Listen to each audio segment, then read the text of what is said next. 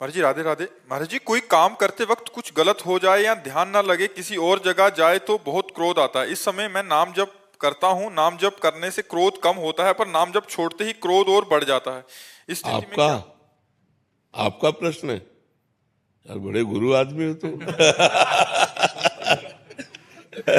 इतनी छोटी अवस्था में तुम इतनी सूक्ष्म बात पकड़ रहे हो, बहुत बढ़िया बात है। बहुत अध्यात्म के अच्छे आदमी बनोगे तुम नाम जप करते हुए जब तुम्हारे अंदर गलत वृत्ति आती है ना, तो अंदर जो मन में गलत वृत्ति होती है वो डिलीट होती है, वो नष्ट होती है। तो ऐसे नाम जप का अभ्यास करो कि खाली समय ही ना रहे। क्रोध तभी, अच्छा क्रोध क्यों आता है? कामना से क्रोध आता है। जैसे हम चाहते हैं ये हो जाए और वो नहीं होता, तभी क्रोध आता है। क्रोध की स्वयं की सत्ता नहीं। कामा संजायते क्रोधा, क्रोधाय स्मृति विभ्रमाय स्मृति भ्रंशात बुद्धिनाशो बुद्धिनाशात प्रणश्यति। काम, जब हमारी कामना की पूर्ति में बाधा पड़ती है तो क्रोध आ जाता है। इसलिए हम हर समय नाम जपने का अभ्यास करें। जब क्रोध आ जाए तब दांती पीस ले ऐसे, मुझे बोलना ही नहीं है बस। क्योंकि अगर क्रोध में बोलना शुरू किया तो फिर क्रोध आने पर भजन क्षीण हो जाता है, आनंद क्षीण हो जाता है और हमसे अपराध बन जाता है। अपने से बड़ों के प्रति भी गलत शब्द निकल जाते हैं। अपवित्र भाषा भी, ज्यादा क्रोध आ जाए तो गालियां भी आने लगती हैं, जबान पे दुरुक्ति गालियां आने लगती हैं और बड़े कटु वचन निकलने लगते हैं। इसलिए क्रोध को रोकना है तो मौन धारण कर ले। जहां क्रोध आए उसी समय चुप, वहां से हट जाए। जहां जिस अवस्था में क्रोध आ रहा हो उस परिस्थिति का त्याग कर दे, एकांत हो जाए, मौन हो जाए, उस समय बचे। अब ये नहीं कि भिड़े, अगर भिड़े तो फिर क्रोध आ गया, फिर गाली गलौज, फिर मारपीट, फिर हिंसा। इससे जितना बचा जा सके। ये राक्षसी प्रवृत्ति है। क्रोध जो है ये आसुरी प्रवृत्ति है, ये नाश कर देती है। इसलिए सबको इससे बचना चाहिए। जिस समय क्रोध आ जाए उस समय मौन हो जाओ, जिस समय क्रोध आ जाए उस समय हट जाओ। जिस समय क्रोध आवे जोर जोर से राधा राधा बोलने लगो, क्रोध शांत हो जाएगा। मंजीत सिंह जी गुड़गांव से। जी श्री हरिवंश महाराज जी, आपके चरणों में कोटि कोटि प्रणाम। गुरुदेव, कुछ समय पहले तक शराब और गंदे आचरण से लिप्त था। फिर 6 महीने पहले श्री जी की कृपा से आपकी शरणागति मिली, शराब छूट गई, भोजन भी सात्विक हो गया, नाम जप भी खूब बढ़ा। परंतु मैंने अपने घर में उसका वखान करना शुरू कर दिया, जिससे नाम जप अभी थोड़ा कम होना शुरू हो गया। महाराज जी, श्री जी से क्षमा मांगी, पुनः नाम जप करना भी शुरू हो गया। परंतु महाराज जी, क्रोध पर काबू नहीं पा पाता, जिससे बाद में घंटों पश्चाताप में जलता रहता हूँ। नाम जप भी कम हो जाता है। ऐसी स्थिति को सामान्य लाने के लिए बहुत समय लग जाता है। हाँ, नाम जब बढ़ाइए और जब क्रोध आवे तो हम क्रोध को परीक्षा समझें कि भगवान मेरी परीक्षा ले रहे हैं, मुझे क्रोध नहीं करना है।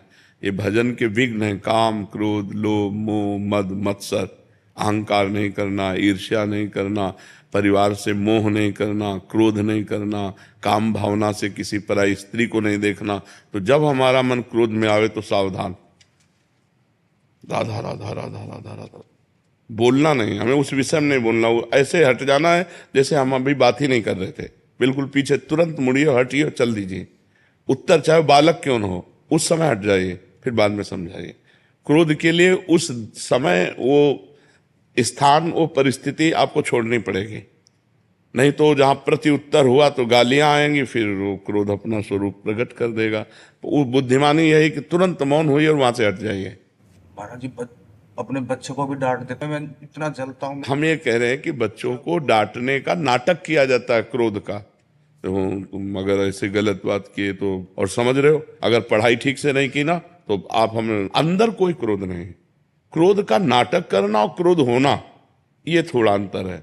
बच्चे में क्रोध को करना होता है, परिवार में क्रोध करना होता है, जरूरी है। जैसे छोटे छोटे बच्चे हैं, अगर वो भयभीत हमसे नहीं हुए, थोड़ा थोड़ा भय होना जरूरी। यार अगर हमने जो पापा ने कहा वो पाठ नहीं तैयार किया तो मारेंगे, यार हम कोई गलती करेंगे हमारे पापा जानेंगे, तो उनको भय होना जरूरी। भय से वो सतमार्ग में चलेंगे। लेकिन इतना भय भी नहीं कि वो आपसे दूरी बना ले। कभी मित्रवत व्यवहार करके ऐसे बैठते हैं, खेलते हैं कि वो अपनी छोटी सी छोटी कमियां भी आपको बता दें। और कभी पिता की तरह हम होकर उनको डांटते हैं, जिससे वो भयभीत होकर के असत मार्ग का त्याग कर दें। लेकिन हमें क्रोध का नाटक करना है, क्रोध नहीं करना, जैसे शिष्यों से करना पड़ता है। तो ये अगर हमको उस समय सोचो तो 100 में 100% हम क्रोधित नहीं हैं। हम अपनी नौकरी निभा रहे हैं। हमें गुरु भाव से उन्होंने स्वीकार किया, अगर उनकी गलतियां बन रही तो हमारा कर्तव्य है उनको डांट करके अच्छे आचरणों में युक्त करना। ऐसे आप पिता है, अगर अपने पुत्र को अच्छे आचरणों से युक्त करना है तो कभी कभी क्रोध का नाटक करना पड़ता है। तो अगर पिता का शासन पवित्र है तो अब आजकल शासन ही नहीं रह गया है। बच्चे पढ़ लिख करके माता पिता का अपमान कर रहे हैं, माता पिता की अवहेलना कर रहे हैं, क्योंकि बच्चापन से डाली नहीं गई बात। खेलने के लिए मोबाइल दे दिया गया और धीरे धीरे धीरे धीरे वो मोबाइल से इतने गंदे आचरणों में प्रयुक्त हो जाते हैं, इतनी मलिन बुद्धि हो जाती है कि अपने पूज्य माता पिता का अपमान करने लगते हैं, अवहेलना करने लगते हैं और इतना दूर निकल जाते हैं सतमार्ग से कि लौटना मुश्किल हो जाता है। गंदे गंदे व्यभिचार में, व्यसन में फैल जाते हैं।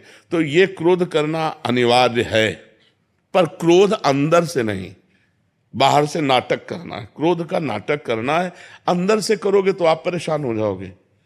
बस वो मारना नहीं है, मारने की एक्टिंग पूरी करने के, बाप रे आज तो बच गए, ऐसा करना है। क्रोध का अंदर हृदय में प्रवेश ना होने पाए, अगर बाहर से हम नाटक करें तो अच्छा रहेगा। परिवार में अगर अब माता पिता शराब पी रहे हैं, माता पिता गंदी बातें कर रहे हैं, माता पिता गंदे दृश्य देख रहे हैं, तो बच्चों पर आचरण नहीं पड़ेगा। तुम खुद अध्यात्मवान बनो और बच्चों को अध्यात्मवान बनाओ। बिना अध्यात्म से जुड़े किसी का जीवन मंगलमय नहीं हो सकता। आज हमारा समाज जितना अध्यात्म से बिलग है, उतने देख लो क्रूरता में पहुंचता जा रहा है। कैसे कैसे समाचार आते हैं, मतलब क्या है क्या है, ये नौजवान कहाँ जा रहे हैं, कहाँ जा रहे हैं? क्या वो मनुष्य शरीर नहीं है? क्या वो अपनी बहन नहीं है? आप कैसा व्यवहार कर रहे हैं? अध्यात्म तो चराचर जगत को मंगल में बना दे, लेकिन जुड़े ना जब, अब वो राक्षसी प्रवृत्ति से जुड़े, आधुनिकता से जुड़े, मंगल में भाव है नहीं, तो देखो कैसी कैसी गंदी बातें होती है। अब आजीवन सजा होगी, एक गलती का परिणाम आजीवन सजा, जीवन बर्बाद हो गया। पढ़ाई लिखाई स्वस्थता सब जब जाओ जेल, या तो फांसी की सजा या तो जेल। ऐसे ऐसे आचरण होने लगे हैं। तो हमें लगता है बहुत संभलना चाहिए और अध्यात्म में जुड़कर भगवान का नाम जब अपने बच्चों से भी कराना चाहिए। थोड़ी देर बैठकर कथा सुनानी चाहिए। सत्य शास्त्रों के श्रवण से बड़ा मंगल होता है।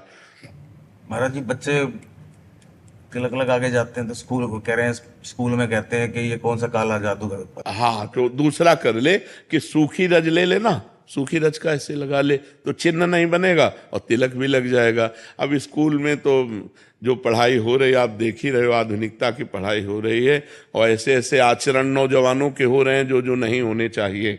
क्या ये विद्या है? विद्या तो वही है जो विनय और सद्गुण की उत्पत्ति कर दे, विनय और सद्गुण की उत्पत्ति कर दे। आज तिलक लगाने को लोग रोका जाता है। आज भगवत कार्य को अगर माला डाल के जाए वो, तो उसको रोका जाएगा, उसका उपहास होगा। अगर भगवान नाम कीर्तन, भगवान नाम जप करके और पाठ, हम लोगों के स्कूल में प्रारंभ से हे प्रभु आनंद दाता ज्ञान हमको दीजिए, ये सब प्रार्थनाएं होती थी बड़ा। और कबीरदास जी की दोहे, रहीमदास जी के दोहे, मंगल में वीर पुरुषों के चरित्र, तो उससे संस्कार पढ़ते हैं। अब हम पता नहीं है कि नहीं इस समय ये चीजें। हमारे देश के वीर वीरांगनाओं और साध्वी साधुओं की चरित्र भी रखिए, जिससे पढ़ करके उनके अंदर संस्कार पड़े, उनके अंदर भाव पड़े। तो ठीक है, क्रोध करना नहीं, पर क्रोध का नाटक जरूर करना चाहिए।